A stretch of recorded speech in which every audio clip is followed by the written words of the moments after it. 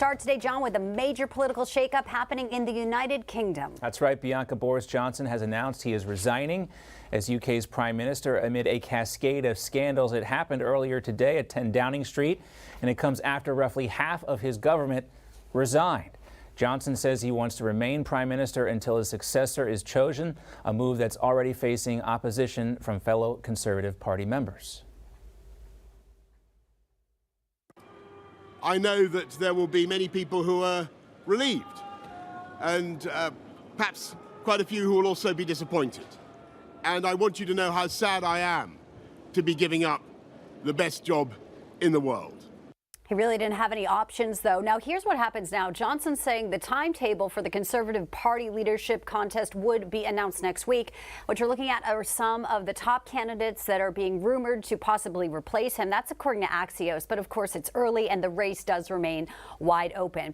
Now, some say the very last straw against Johnson was naming Conservative MP Chris Pincher to his government, despite being aware of previous sexual misconduct allegations against Pincher. When he was called out on it, Johnson basically said he had forgotten about it. Pincher himself resigned just last week. All right, let's find out what happens next and welcome in Johnson, talk about Johnson's resignation, former British Parliament member John Browne. He's a former advisor to Margaret Thatcher. And also with us today is Distinguished Fellow of the American Foreign Policy Council, Victoria Coates. She's also a former Deputy National Security Advisor to President Trump. Good to have you both with us today. Thank you.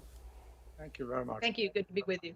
All right, let's start with more of Johnson's comments. Let's focus on what he said about Conservative members of Parliament who have turned against him. Here he is again.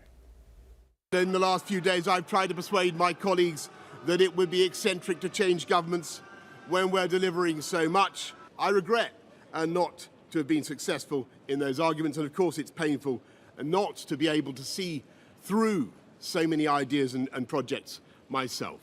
But as we've seen at Westminster, the herd instinct is powerful. When the herd moves, it moves. And my friends, in politics, no one is remotely indispensable. John Browne, let's start with you. The Pincher sex scandal is just the latest thing here. Johnson's also been accused of rank incompetence, lying to the public and to Parliament. This is not a liberal versus conservative thing as much as it is a Boris Johnson thing, right? Here's my question, though. How did he survive that vote of confidence that was just about a month ago? Well, because I think he's basically a very good and strong prime minister. Has his faults, as we all do. And I think people were frightened that if they got rid of him, who would take over? And a split party never does well in elections. And so I think they, by and large, rallied to a loyalty towards him.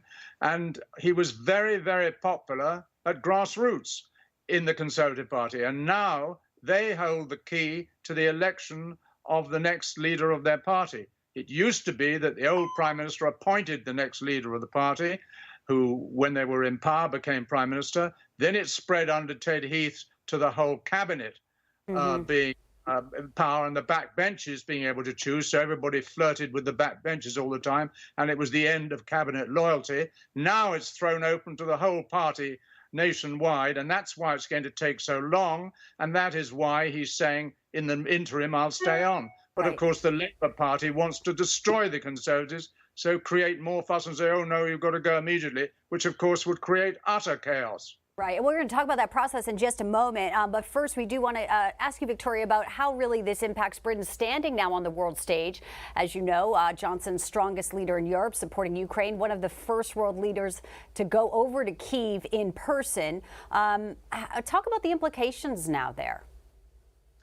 Well, of course, Sorry. I think the issue that we have is that we have difficulties in the UK and the United States at this critical moment, leaving a real vacuum of leadership. And I think that's going to be a real problem for us. One of the candidates that you showed from the Axios article, Liz Truss, is the foreign secretary. She had a big hand in the Ukraine policy. You know, I've been wondering if maybe the British people are ready for a new Iron Lady. I think that could be quite a welcome development, but there are other wonderful candidates as well. I think the key thing is to get the leadership settled in the UK as quickly as possible and let strong conservatives take forefront of that. And that's what, John, you were just talking about. Boris Johnson, although he resigns, it's unlike, the U.S. He still says he's going to be there until they get this successor. Labor Party leaders, the opposition, say they will do a vote of no confidence if Johnson doesn't leave.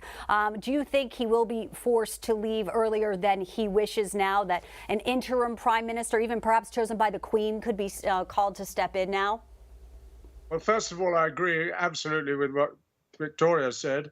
Secondly, no, I don't think he would lose a vote of confidence now, because the Conservative Party backbenchers, who have a vast majority, would rally behind him. And of course, he leaves with the greatest legacy of modern times, which is to get Britain out of the clutches of the socialist European Union. And so he will go down in history as having done a major achievement. But of course, it was a very sad end, as it was for Margaret Thatcher. When faced by the men in grey suits like last night by saying, either you resign gracefully or you're going to be fired, he chose the graceful way, just as Margaret Thatcher did. But I think he always will be haunted by the fact that if Margaret Thatcher had said, no, I'm going to go for a vote, she would have won. But unfortunately, I don't think Boris would. The grassroots and the backbenchers are now got the bit between their teeth and in rage. We also want to talk about this issue of President Biden selling off our strategic oil reserves. But before we do that, John, we heard from Victoria here. Do you think anyone has an inside track on succeeding Boris Johnson? Any one of the candidates in particular? Well, I think oh, sorry. So first to John and then to you, Victoria. Well, first of all, I think Victoria was right. Liz Truss, to my way of thinking, and I'm thousands of miles away and not in touch with the vibes of the House itself, which are so important, I think Liz Truss is far the most outstanding candidate. Yeah, and go ahead, Victoria. I don't know if you had anything else to add to that. No, I think there are a number. You forgot Michael Gove, Ian Duncan Smith, David Frost. There's a long list. But one quick pivot, John, that I think will go to your next topic is from a policy standpoint. The one place where I think Boris really had a difference with the Conservative Party was on energy and climate, where he really went woke.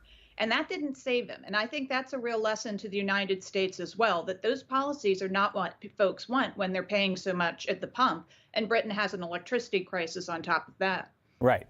They have these crises in the UK, and he's over, mucking it up, making fun of Vladimir Putin, riding around shirtless. Not really the best message you want to send to your own constituents. Now, let's get back to that report from Reuters. Apparently, 5 million barrels of oil were sent overseas in June.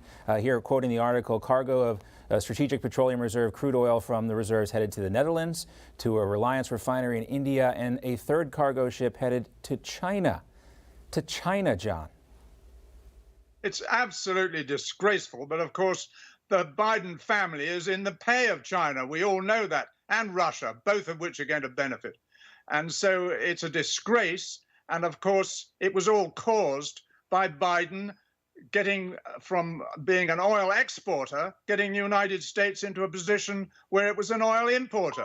If we were still an exporter, we would be able to charge, just as Saudi Arabia does, an internal price for oil and let our surplus go with the world price, earning us masses of dollars. As it is, we're paying masses of dollars to the very people we don't like Putin financing his war in the Ukraine.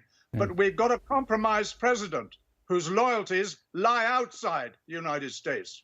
And more, too, about the priorities of the Democrats. Now we hear they're also in talks to pass a $500 billion package, major reforms. We're talking health care, climate change, and taxes.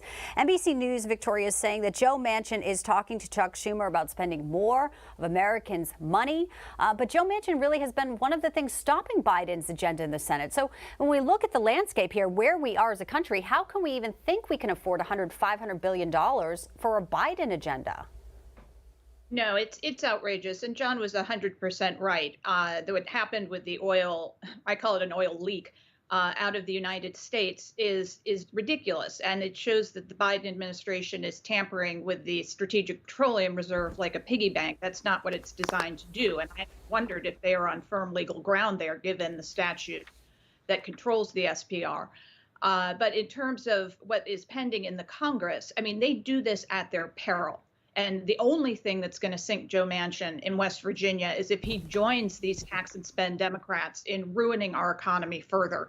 And he has held firm, as you said, on that to date.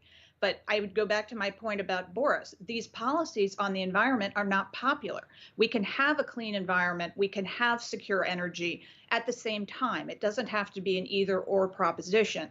And they are hurtling down this Green New Deal road. It's going to be even worse doom for them in November. So I hope all of Joe Manchin's constituents call him, tell him to hold the line, tell them they're behind him, West Virginia's behind him, and we can stop this insanity. John and Victoria, great conversation. We appreciate your time. We'll talk soon.